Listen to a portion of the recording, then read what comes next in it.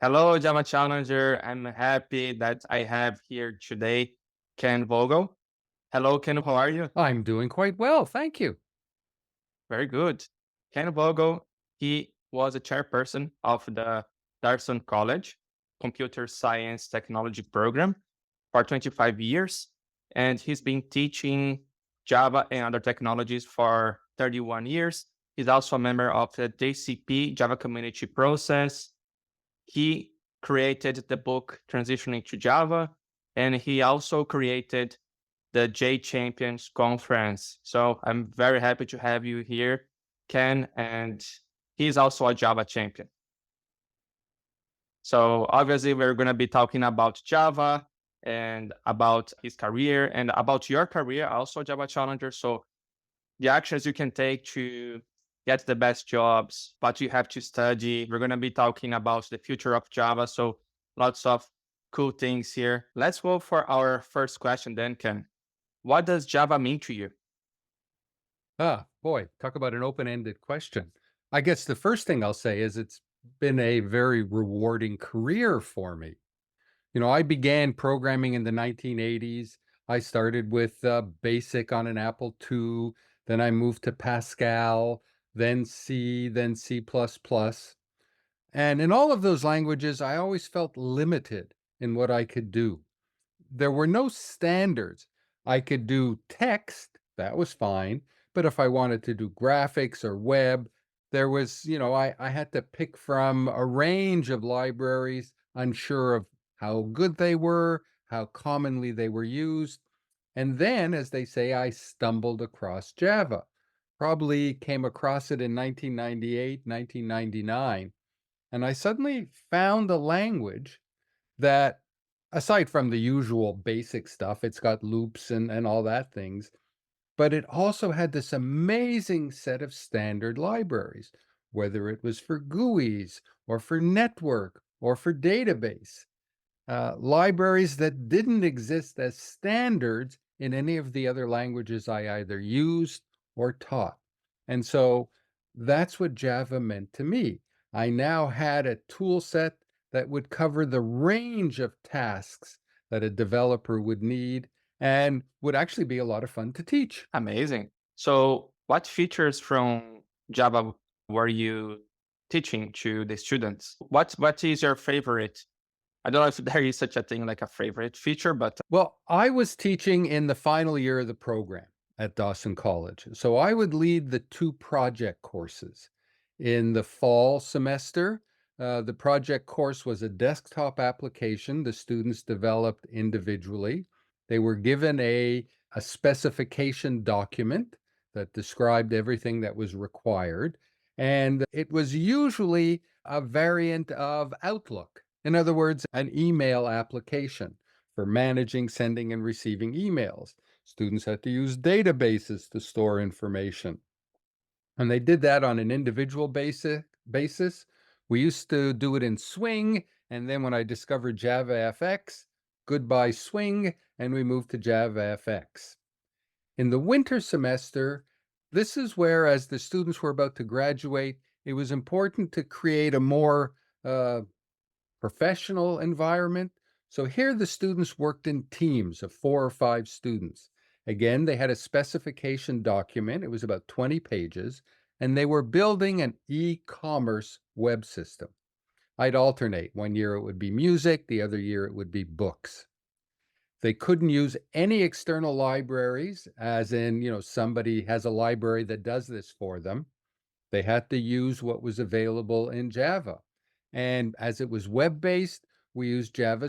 Well, actually, we started with, um, oh, gee, it's been so long since I've used it, and I never liked it. Before Java Server Faces, when you would kind of stick code inside of HTML files.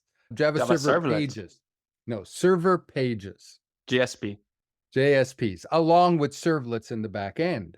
Yeah, But with Java Server Faces, this so simplified the work it's because amazing. now we didn't need servlets, although they were taught, they understood them, there was a place for them, but they could use, the old POJO, plain ordinary Java objects, to carry out the tasks that were found in the JSF pages, and the ability to have libraries, PrimeFaces. And so the students built a program. There were two parts to it. One was the what I would call the client-facing part, where they would go through the inventory and select and purchase and add to a shopping cart. And the second aspect was the company side, where they could get reports. How are sales going? Add or remove from the inventory. Students had to do presentations every 2 weeks to the class, so that, it wasn't quite what I'd call an agile system, but they had to present regularly. They had to hold meetings. They'd have to give me the minutes of their meetings so I would see what they discussed. And there was a short semester, it was only 10 weeks. And at the end of those 10 weeks, it was quite amazing what these students could produce. And I describe myself as their supervisor during this process. And how were you helping them? If they had a question about coding, how would you guide them? Because there are always those students who are a bit lazy, who want all the answers. But you, as a Mhm. good teacher, have to guide them, say, hey, you need to go this direction, but you can't give all the answers, right? No, obviously not, but, this particular course, both courses had a lecture component and a lab component. And so during the lecture component, then we'd look at what I call the details. How do you use JSF? How do you interact with the server? You know, we would use MySQL for the database. We use JPA in the second course. We use JDBC in the first course. We moved to JPA. So they were getting the technical instruction.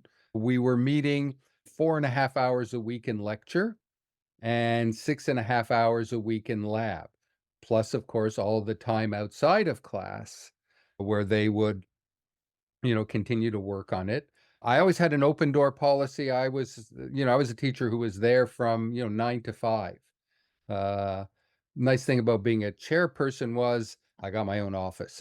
I didn't have to share it. And it was a great environment. Students could come in at any time and say, okay, let me show you what I'm at, what's going wrong, what's working. And so I think it was my availability that was critical in their success. Awesome. And do you know the percentage of developers who got a job approximately, or So we would typically graduate about 35 to 40 students a year.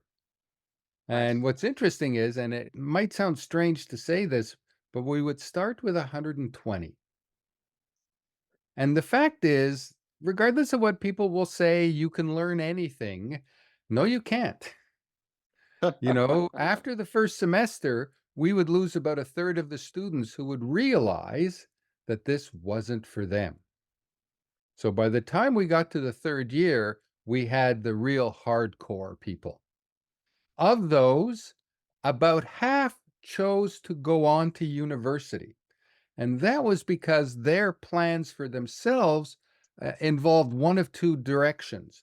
Either they planned to leave the province of Quebec, maybe go work in the US or somewhere else in Canada, where an undergraduate degree would carry a bit more weight. So that would be one reason. Or they were looking to become management rather than developers. And again, the undergraduate degree would help. But of the other half, the 15 to 20 who went directly into the workforce, we had 100% employment. And what was interesting is over time, we went from, 50-50. When I finally retired, we were at 80-20, meaning only 20% of the students had gone on to university and 80% went into the workforce. There's a very vibrant software development community in Montreal. Montreal is generally known for gaming, but this is also the home of a range of companies that provide, services to business. We described ourselves as training business developers, and we couldn't meet the demand. Nice. That's a very high percentage. It must be really fulfilling, right? To see your students getting a job and starting their careers. as software developers. How is the feeling? Well, I keep in touch with many of them over the years through LinkedIn and so on, and they've Nice. all moved up through the ranks. Um, it certainly made you feel good that you were doing something that was advancing the students, that there truly was a career for them, not a job, but a career. And, those, 30 to 40 students we graduated were ready to work on day one. Students who chose to bypass the technology program and go directly to an undergraduate program, because that's another option here in Quebec, they found themselves graduating with extensive theory, but minimal practical experience. The technology flips it the other way. We were interested in practical, hands-on. Every single course had a lab component in whatever language was being taught. And the focus was always to be productive on the first day on the job, which, at least here in Quebec, the universities didn't focus on, you know, working. They focused on the theory, the concepts, and programming was something hopefully you had a good TA to teach you. Yeah, I wish I had a lab like that in my college because, as I remember, the projects I did in my college was basically GSP. We created a small Spring project, but no teacher ever explained to us what was even Spring. So Mm, he just told us, "Hey, create a Spring project. Go ahead and research all of those design patterns and explain to everyone."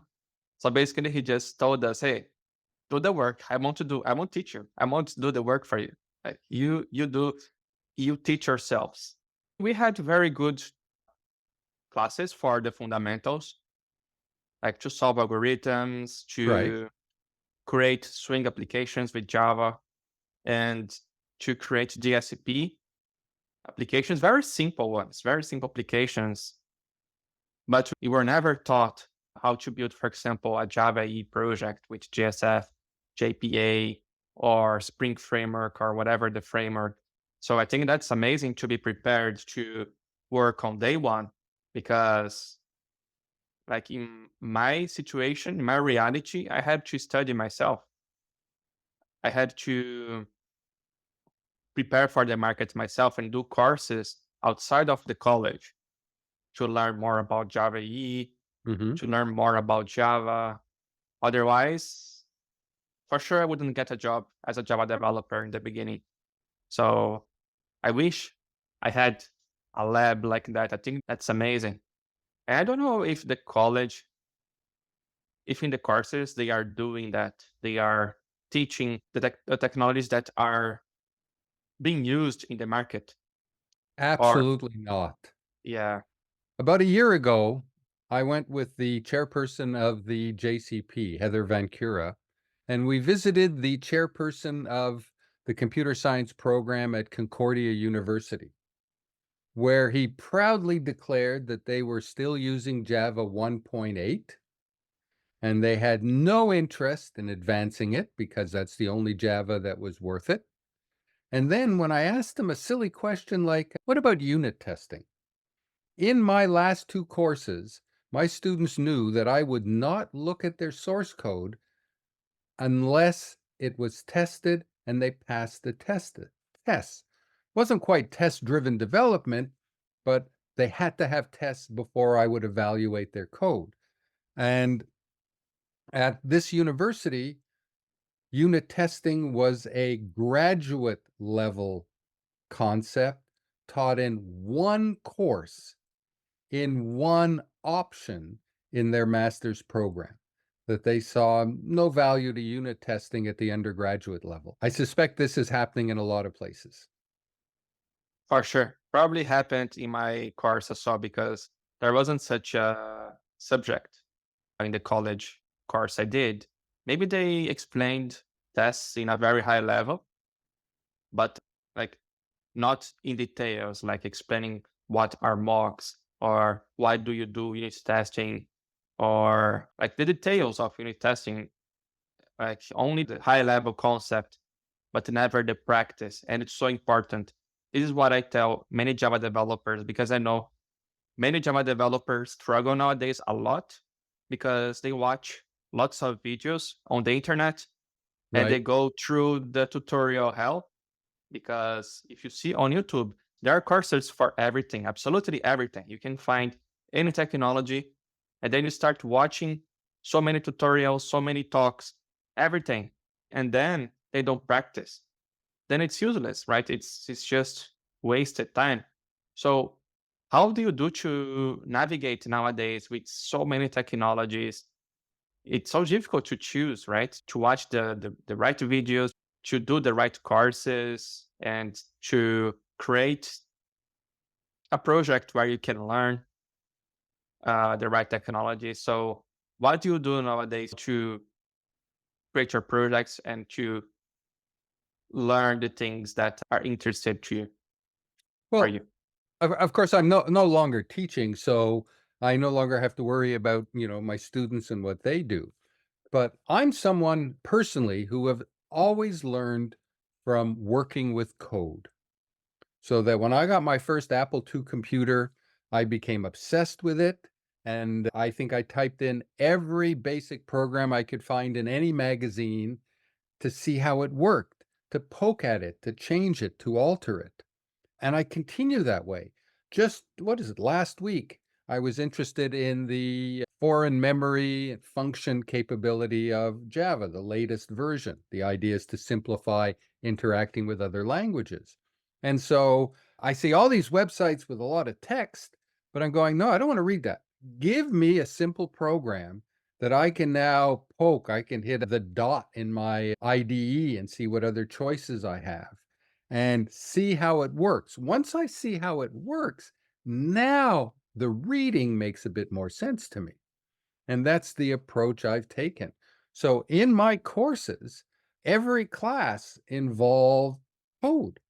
We were always looking at code. If I were, talking about the JPA, let's take a look at the code. How do you, eliminate SQL? Well, here's examples of it. And I think that's critical that, you can watch a video, you can read stuff, that's nice. But if you're not actually running the code that's part of that, you're really never going to get the full benefit of what you're doing. Exactly. It's kind of useless to only study concepts because always when you're going to implement the code, there will be errors, there will be exceptions, there will be lots of things that you weren't expecting to happen when you're practicing. So developers have to practice, they have to write the code. Otherwise, they won't build skills, real Yeah. skills. They will Now, only think they know. yeah. Don't get me wrong, concepts are critical, right? Yeah, yeah, The yeah. Yeah, concepts are what are going to that's drive you to make choices in your code. that's But you important to can't say. just do concepts and you can't just do code. And how to find this balance between concepts and practicing. Oh, I wish I had a magic wand there. I really don't. And I, again, in my case, I began with a number of different careers. I didn't get my first computer until I was 26 years old. I was in graphics and arts and printing, photography. And then I bought a computer that was a toy. I bought an Apple II. I figured this was going to be the best toy I'd ever own. Brought it home, became obsessed with it, got involved with the user group, and then I started getting job offers. Nice. And so I said, "Ooh, I got job offers. I'm now going to be a freelance developer."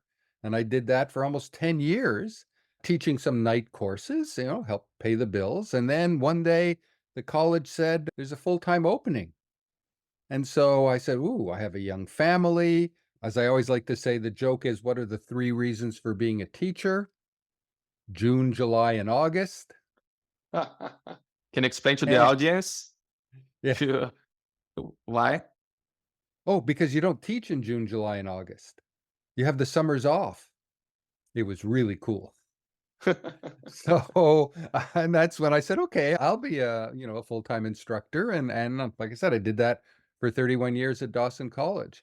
Um, but yeah, the balance, I think a lot of it comes from, what you get from the people who teach you. How enthusiastic are they? As someone, I've taken courses, I even went back to university in the 90s, and, many of my teachers, really the message I got from them was they'd rather be somewhere else. They rather be somewhere else. Yeah, that, this is, part of their requirement is they have to give these lectures, and they're far more interested in something else within the discipline. And I always felt that, when I was in the classroom, I was, as they say, on. To me, it was a performance, right? It was like the class would begin and it was showtime, kind of like Showtime, what I'm yeah. doing right now with you, right? And that I felt excited the students, right? They actually wanted to come to class to see what this week's show was. Yeah, well, there was a teacher of mine on my college, Ricardo Passos. He was amazing. And every time I went to his class, I knew that there would be like a performance. Yeah, it would be kind of a rock show because Mhm. he was really passionate on teaching algorithms and programming and Java. So yeah, it was really, really good. And teachers like you are the ones who motivate the students to embrace the career as a software developer. Well, that was what I hope I did. And I really enjoyed the classroom. I sometimes tell people that when I was a young man, I wanted to be a singer, but I couldn't sing. I wanted to be an actor, but I couldn't act. I wanted to be a dancer. Actually, I wasn't that bad, but it was never going to work out. So I decided I'll be a teacher. And what's good about that is the audience can't leave. What do you mean they can't leave? In other words, you go and see somebody you don't like, a performer, and you go, "Oh, this sucks," and you just leave. Oh, But here I okay. had a captive audience. They had to come to class, and so I could do my performance, and they couldn't walk out on me. Yeah, well, yeah, that's true. But there are also students who leave, right? They skip the classes as well. Like that happened a lot in the college course I was doing. So there was people who didn't want to watch the classes and they simply wouldn't show up or they would leave very early. Well, for instance, one of the ways we dealt with that, in our program at Dawson is we stopped using textbooks. Because when we used textbooks, the students would go, "Well, I'll just read that chapter. Why go to class?" Well, now there's no textbook. Right? We had extensive notes that we released, after every class or PowerPoint or sample code, but they wouldn't have access to it until after the class. And if they didn't attend the class, they wouldn't understand what the notes were about. So that was a technique we felt, encouraged enrollment. And then another trick we used for a while until the college management shut us down, we used to, and this was for complementary courses. These were courses for students not in computer science. We would teach them word processing or even elementary programming. And we used to say 5% of your grade. So that's out of 100. 5 marks out of 100 are for attendance. And every class you don't attend, and there were 15 classes, we remove 1/15 of the 5 marks. It was quite amazing how the idea of what they thought of as 5 free marks, I had perfect attendance. Sadly, government regulations said you can only assign marks for work, not for attendance. So we had to stop that, and at least in the complementary courses, attendance went down. Well, yeah, that's why I hate bureaucracy. Like, it's so annoying when you do something that works and then the bureaucracy prevents you to do that thing. So Sometimes you need that, right? You always have to watch out for, what's the expression, loose cannons. people who do strange things in class or don't follow the curriculum. These are, there are reasons we have bureaucrats, and as Yeah. the chairperson of my department, I describe myself as a very minor bureaucrat. I had the Mm. opportunity to teach, but I also had to keep an eye on the curriculum, how the students were doing in other courses. And that was an important part to ensure the success of our program and to ensure that when our students got a job, no one ever called us up and said, "What the hell are you doing there?" If anything, they'd call up and say, "What the heck are you doing there? They're amazing." Awesome. So let's change the subject a little bit. So you've been part of the JCP group as well, right? And you are still a JCP member for 2 weeks. Is that Something like correct? that. I'm not sure when the election happens, but I figured 5 years was long enough.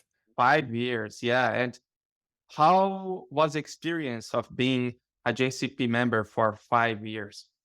Well, I joined the JCP to get some insight into how the language is managed, right? I always find it humorous that over in the world of Python, there was one person, and now I believe there's four people who have the title benevolent dictator for life, who make all the final decisions. In the Java community, there are multiple tiers, whether it's a JSR or a JEP. And it was interesting to see how this all works. And the JCP Executive Committee would be the last level, and we would, give the final stamp of approval. And certainly, I felt that if something reached the JCPEC, the Executive Committee, it already gone through maybe 6 or 7 layers of people reviewing and approving and so on. So it would be unusual to, vote against something. But I have one story about that. One year, we're asked to renew a JSR on real-time Java. So I'm going, "Oh, that's cool." So I'm going through the documentations and I'm looking at my notes here. That JSR started in 2005 and it was 2019 and it still wasn't finished. So I just sent a polite email saying, "Guys, if it's never going to be finished, why are we continuing to do this?" And I think within hours, I was inundated with documents from the development team explaining why, the corporations behind it. And that was the kind of answer I wanted, that they were actively working on it. Still don't understand why it was, took so many years, but okay, I approved it. And I kind of said, you really have to finish this soon. Well, it wasn't soon. It was in, look at my notes here, 2022. So another 3 years. No, I'm sorry, 2024. It was just this year that the final version of the specification was approved. So it took them almost another 5 years to finish it. But, I thought that was interesting. I didn't realize the influence I would have in that. So that was part of my experience in the JCP. And then when you have to run for a position and they ask you to have a platform, boy, I felt like I was running in a big election. My platform was we needed some part of the JCP to be focused on education. And that the outcome of that was the creation of the Java and Education Subcommittee, where we created materials that jugs could present to educators to keep them up to date on what's happening in the language. I prepared a presentation focusing on the language, and there's another presentation there that focuses on AI. How is that used? Although that's a little out of date, the foreign function and memory JSR is now out and finalized, so that's exciting. Um, so this Java and education became a part, and it will remain a part. I will remain on the committee as just a regular JCP member to continue to, get the word out that Java is a critical language in the infrastructure of everything. Yes, Python's a great language. I don't have any problems with it, but it doesn't have the sophistication, the tooling, the libraries that modern enterprises need to run their tasks. Yeah. And well, Java is being used in big banks. It's being used in almost all the products of Oracle, IBM, and all of those big companies are behind Java. And Java, well, it's definitely a more robust programming language than Python to build microservices, for example. I have learned to be very careful when I talk about Python. It's not that it can't do it, it does it in a different way. Yeah. And the issue here is if I'm a bank and there are billions of dollars going through my back end, I want the tooling that's available in Java rather than the tooling that I'm sure is there in Python. Other things about the JCP that was important to me was there was travel. Though, of course, I get elected and then we have COVID in 2019, right? So we didn't travel for 3 years. But then I'm in Singapore. I'm in New York City. I'm going to Munich. I was just in Seattle for the last face to face that I'll attend. And that was an interesting experience for me because I'm sitting at a table and there's Oracle, there's Alibaba, there's Amazon, there's Microsoft. And in my head, I'm going 3 trillion, 4 trillion, $5 trillion of companies at the table. And there I am as an associate member. That's the seat I held. And there are two of these associate seats, so non-corporate. And I have the same vote all of them have. And I thought that was kind of cool to say that I was at the table with these major corporations. Yeah, it was amazing. And by the way, you Java Challenger don't know, I'm also a member of the JCP representing Soul Java. And I met Ken in Singapore. It was so nice. We had the crab, right? That's The right, the huge chili crab. crab. The chili crab, yeah. Was good. Was good. It was my first time in Asia. Was nice. To be in Singapore was interesting to be. I think it was the Marina Hotel, right? That we went to. That famous hotel, the three buildings with that massive, made to look like a boat on the roof. Yeah. Yeah, it was so cool. It was so cool. And very recently, we've been in Seattle Yeah. as well. I met Ken again there. So yeah, definitely it's worth it to travel and to see the process of how the new Java features are introduced. It's also good to know that the community have influence in the Java features, like Ken said. Obviously, we have to have very good arguments, very good, foundation. If we want to change something, we need to have a full documentation. We need to prove why it's not that the feature wouldn't work or something like that.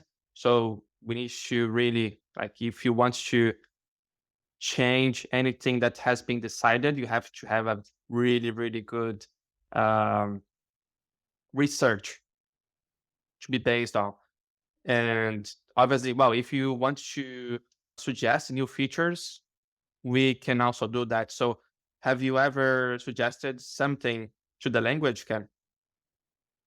Well, not directly. Again, about the time I started, I've always been troubled by all the decorations in the Java language when you're starting out teaching it.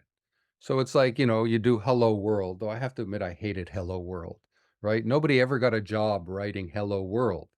But you had all this public, static, class, void, string, square brackets, and then system dot, out, dot. And so when I would teach students who knew nothing about programming, most of that class was ignore this, ignore this, ignore this.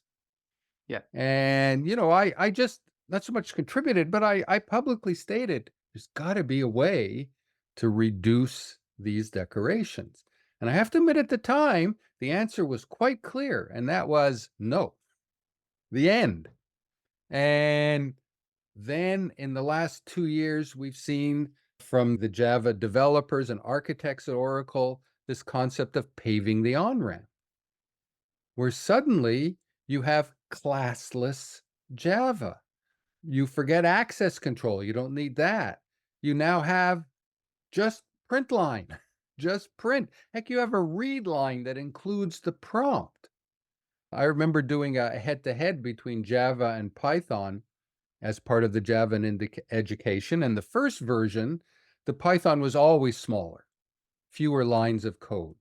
But once I took advantage of the paving of the on-ramp enhancements, suddenly same number of lines between Java and Python to do the same work.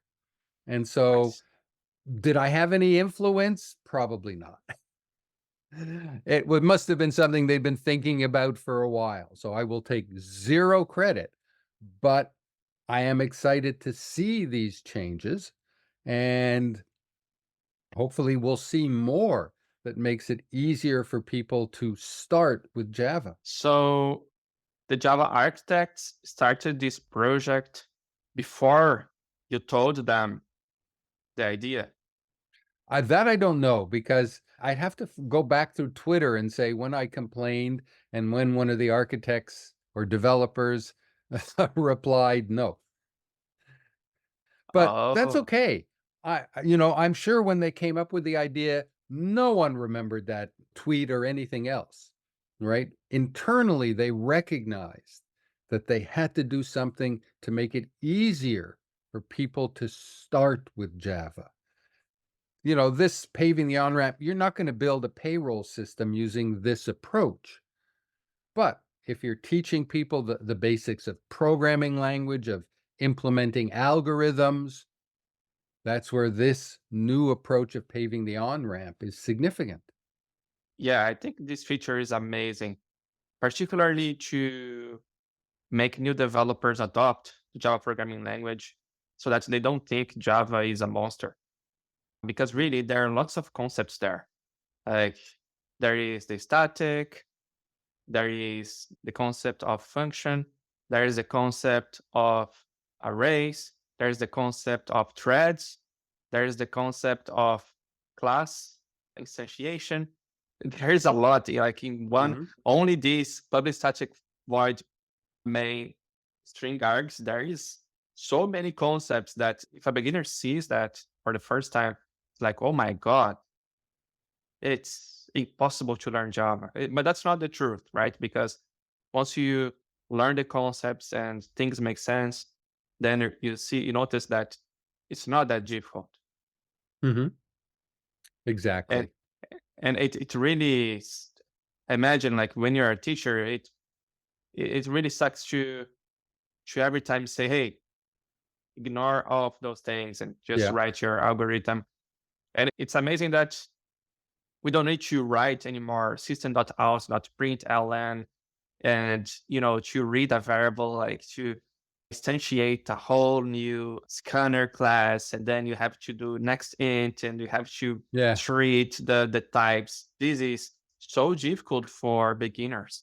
I remember I learned those simple algorithms with Pascal, and it was easy. It was like println and readln, Mhm. nothing very complicated. But when you go to Java, definitely if you're writing algorithms, you have to instantiate a whole new class just to read a variable. It's so difficult, so difficult. I remember that we didn't even write algorithms in Java because only to use the reader, like it wasn't trivial. Oh, yeah. Now, there is one last thing, though, in this paving the on-ramp that they need to do. Of course, I can say that need to do. They don't need to do anything that I suggest. So they have a read line that picks up strings. They need a read num Read that now, yes, handles the conversion of the string to a number. Right? And definitely, that's where, yes. a typeless language like Python has an advantage because, the runtime decides what it is. Is it a number or is it a string? And then the variable you assign it to then becomes either a number or a string. So maybe if they watch this, they'll do a read num. I don't know, but we'll see Let's what hope. happens. Yeah. Well, we can also give the suggestion by email, or Hmm. we can tell on the JCP. Yeah, that's a very good suggestion. I'm not sure if they already thought about that. Could be that they already thought about that, because obviously when you're doing an algorithm, you're not only manipulating strings, you're Yeah. manipulating numbers as well. So that's extremely useful. And what will happen if developers are creating algorithms with Java? They're going to have to make a horrible conversion of data. Like, it will make the code really bad. Yeah. Keep in And mind, though, that paving the on-ramp is for beginners. Once you're exactly. past that stage, there's no question you're going to go with Scanner. I would give a presentation on what I called um, the Beethoven test for user input, whereby you would didn't matter if you're asking for a string, or usually it was asking for numeric information because strings will take anything.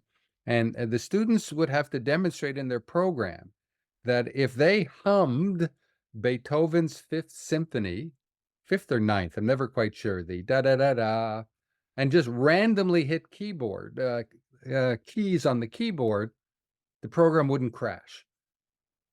So I'm not asking for that level in a read num, but just something to simplify, because right now with read line, I still have to pull out double dot parse double to turn it into a double, or integer dot parse int.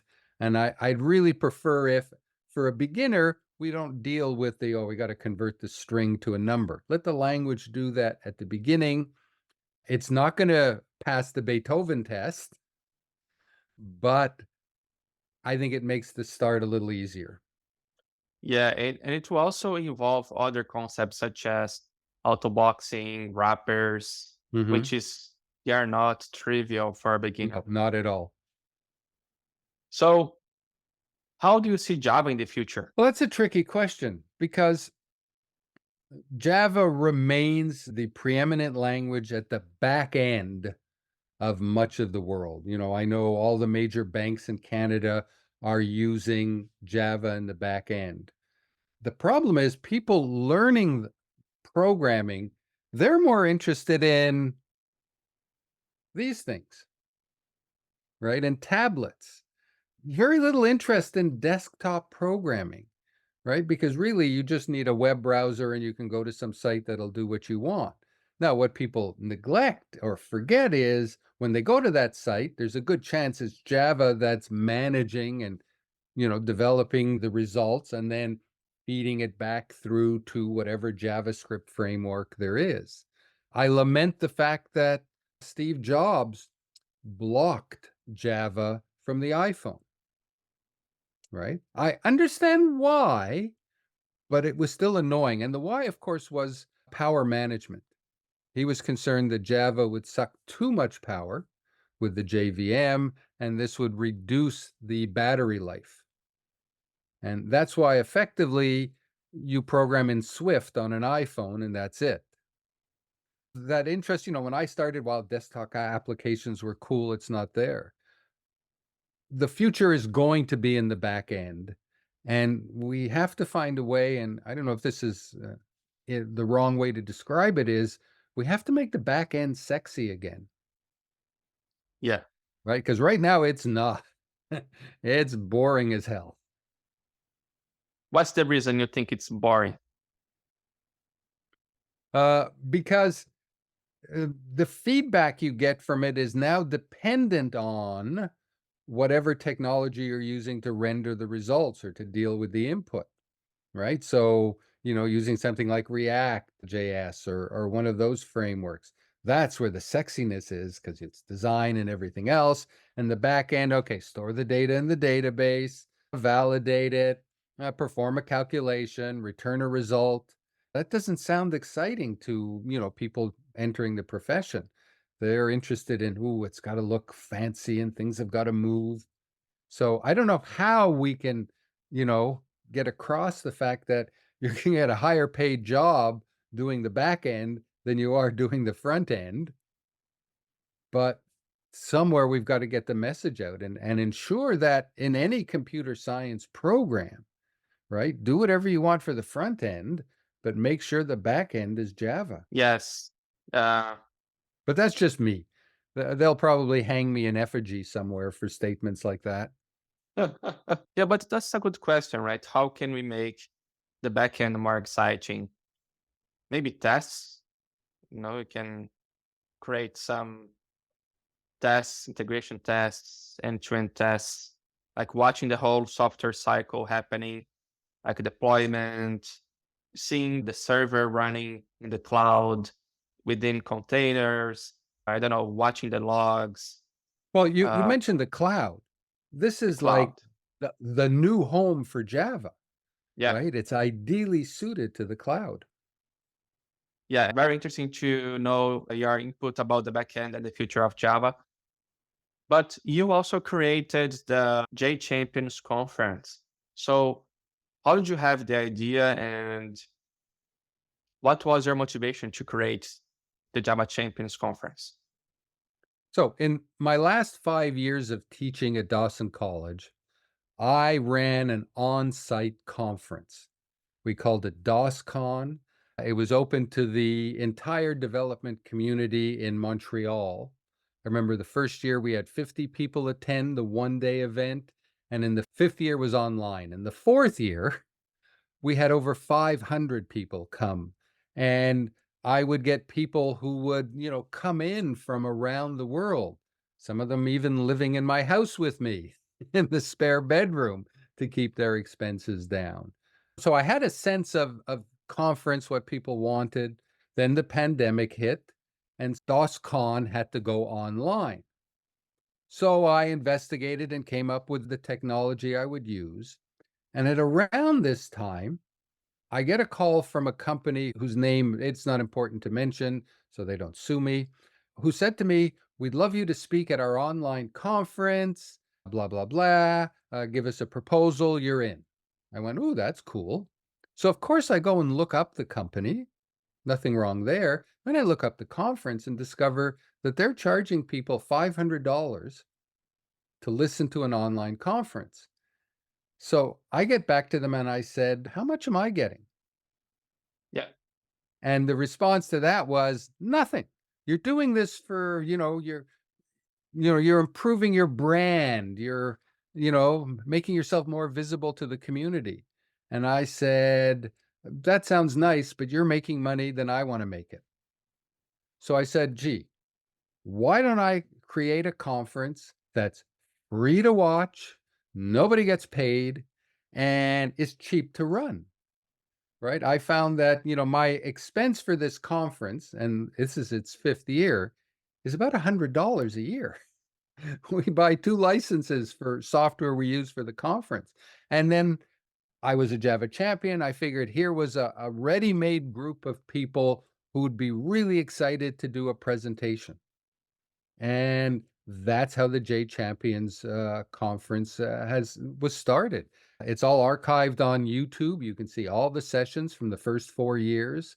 We've had over 500,000 views of the sessions, and we're just getting ready to announce this year's lineup. The CFP is closed, and you can either attend it live. It's 4 days in January, or anytime you want, just hit our YouTube channel and watch anything that excites you.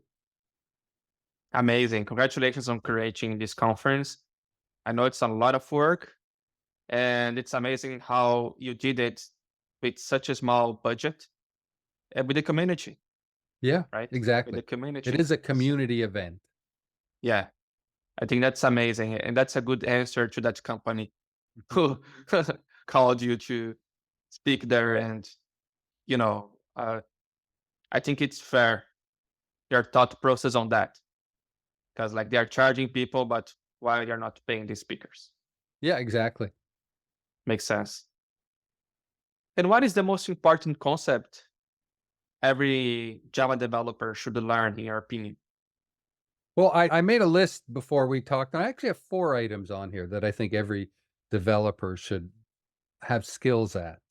We start with paperwork, planning, and documentation, right? no one should just sit down and write code off the top of their head, right? You need planning. I don't care if it's UML or not. UML has kind of fallen out of favor a bit, but you've got to sit down and write a specification. And then when the project is finished, you've got to write the documentation, right? The fact is, you probably will move on in 2 or 3 years, and some other person will come in to look after your code, and they need to understand what you did. So that was number one. Then, of course, there's testing. No code should ever go out in production that hasn't been thoroughly tested. And then when we look at actual coding, my two favorite concepts in coding are separation of concerns and single responsibility. These two drive how we write methods, how we create classes. I would tell my students that when I'm looking at your code, every time I look at a method, I'm going to count how many things are happening in that method. Now, you say the goal is just one thing. Well, that's never the case. It may take a few steps to get at it, but you're not going to have a method that asks the user for input and then performs an operation on that input.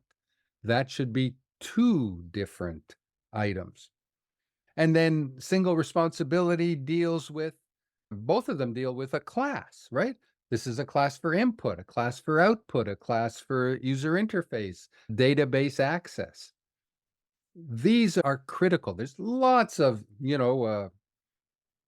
items, architecture, approaches to programming, but I've always felt those two are what I keep in my mind anytime I'm writing code. That's so important. Single responsibility principle. And that's neglected, unfortunately, by many experienced developers. I still see classes that have 1,000 lines of code. And I'm not even exaggerating. Yeah. It is reality. There are code I see from developers who have very high salaries, senior developers working in the US, working in LA, working in, you know, in high paying companies, and they're still writing code like that, like 1,000 lines of code in one method, and they think it's okay, and they don't understand the benefit of separating concerns. Unfortunately, that still happens a lot in the market. I describe that architecture as stream of consciousness. That as you Exactly. think of things, you add another line to the method. And to me, that's the worst anti-pattern, right? The stream of consciousness approach.